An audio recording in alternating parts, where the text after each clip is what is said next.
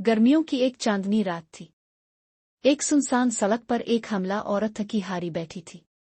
उसके चेहरे पर परेशानी और दर्द नुमाया था।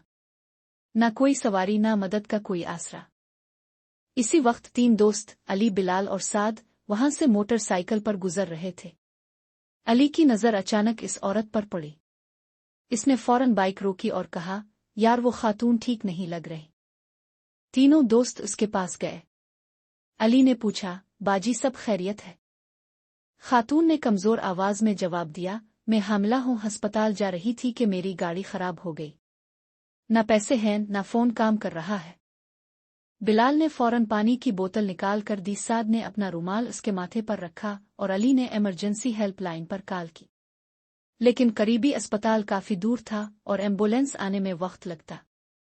तीनों ने मशवरा किया कि इसे खुद अस्पताल ले जाना बेहतर होगा।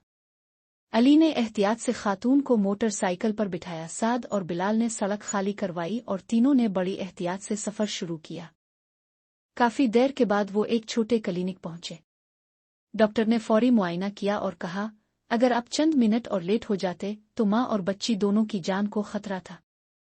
चंद घंटों बाद वो औरत एक खूबसूरत बच्ची की मां बनी। इसने तीनों दोस्तों को दुआएं देते हुए कहा, आज आप तीनों मेरे लिए फरिश्ते बनकर आए।